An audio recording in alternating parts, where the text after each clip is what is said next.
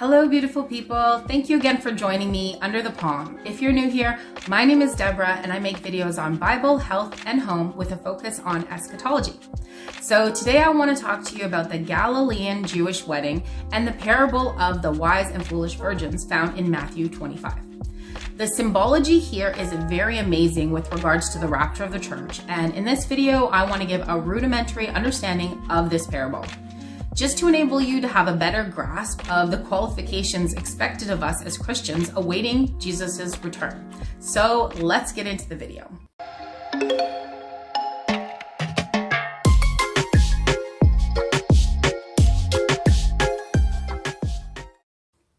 So let's start out by reading Matthew 25, verses 1 to 6, and then I will continue reading verse 11 and 13. Then the kingdom of heaven shall be likened to 10 virgins who took their lamps and went out to meet the bridegroom. Now 5 of them were wise and 5 were foolish. Those who were foolish took their lamps and took no oil with them, but the wise took oil in their vessels with their lamps. But while the bridegroom was delayed, they all slumbered and slept. And at midnight a cry was heard, Behold, the bridegroom is coming, go out to meet him. Then all those virgins arose and trimmed their lamps, and the foolish said to the wise, Give us some of your oil, for our lamps are going out. But the wise answered, saying, No, lest there should not be enough for us and you, but go rather to those who sell and buy for yourselves. And while they went to buy, the bridegroom came, and those who were ready went in with him to the wedding, and the door was shut afterward.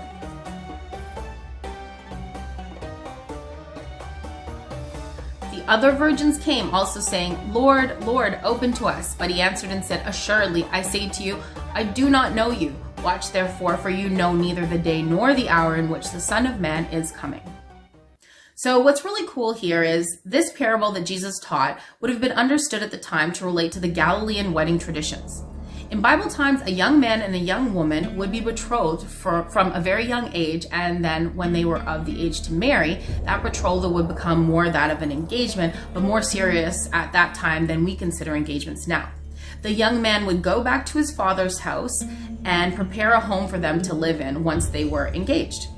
So while he was gone, the young woman and her bridesmaids would stay ready for his return, as they did not know when he was coming back.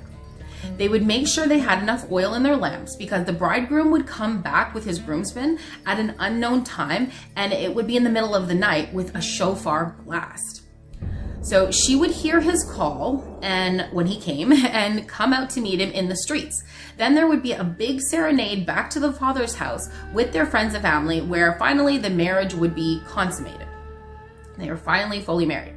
So if the young woman was not ready when the bridegroom called, that would be a very serious problem, because the trip to his father's house may have been far, and they would have needed to have lamps filled with oil to go all the way in the dark, in the night, back to their new home. So the cool tie-in with the rapture is that Jesus says in many verses that he's coming back like a thief in the night. In Revelation 16:15, he said, Blessed is he who watches and keeps his garments clean. Jesus also said that he was going back to the Father's house to prepare a place for us, just like the bridegroom did in the Galilean wedding tradition. You can already see many similarities here. Jesus also said that he would meet us in the air and not on earth. At his second coming, he's going to be putting his feet down on the Mount of Olives, where it will be split in two. But prior to that, we're going to meet him in the air at the rapture, just as the bride met the bridegroom in the streets. So in conclusion, Jesus left his betrothed bride, not fully married yet, here on earth, and he went back to his father's house, where he is preparing a home for her.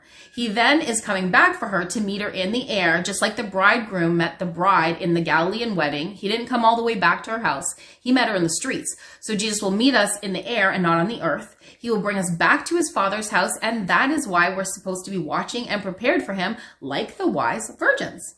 So as you see, the foolish virgins were also waiting for him, but unfortunately they did not have enough oil, so they could not make it to the Father's house. Many believe the oil signifies the Holy Spirit. One example is when the prophet and judge Samuel anointed David with oil to be the new king of Israel. The next statement is that the Spirit of the Lord came mightily upon David from that day forward. That's in 1 Samuel 16:13. So we can deduct that the foolish virgins did not have enough filling of the Holy Spirit, which is the oil.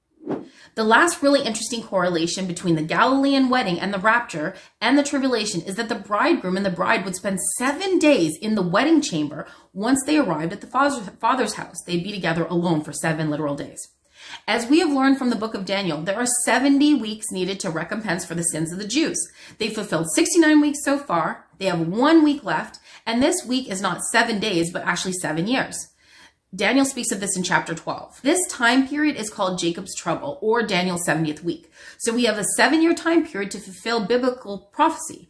Also, in the book of Revelation, we know that the Antichrist will continue ruling for a time, and half a time, which equals 3.5 years. And in Matthew 24, Jesus tells us that he will set up his covenant for a full week. There's that word again. It's not 7 days, but 7 years. So we see that there's a 7-year time period for the Jews to recompense sins and for the Antichrist to reign. And he's going to continue for 42 months because the first half of the 3.5 years are less intense in some ways, and the second half are going to be a time when he's given full reign, 42 months. I just wanted to touch on that 7 connection, and I'll go into that further in another video, but you have here that the bride and the bridegroom in the Galilean wedding are alone together in the bride chamber for 1 week or 7 literal days, being together, consummating their marriage. Then you have symbolically Jesus, the bridegroom, taking his bride, which is us, which are Holy Spirit-filled Christians, to his father's house, also for a week, which is not 7 literal days, it's 7 years. So the Galilean wedding is for 1 literal week, and Jacob's trouble is for 7 years. But they're the same. See, it's an amazing connection.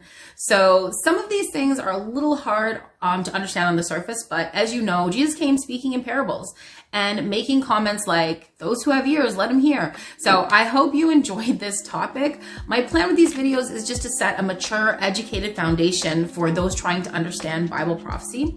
And I plan to touch on other life topics like my experience with autism, switching over toxic products to more healthy ones, life hacks, homeschooling, modern femininity and masculinity, and many other topics in addition to eschatology.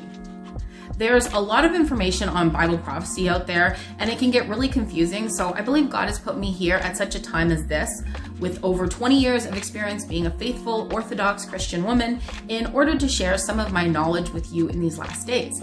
So if you enjoyed this video, please give it a like and subscribe down below for more great content like this. I plan on trying to post at least once a week. Thank you again for watching. I hope you enjoyed it, and I'll catch you in the next one. Bye.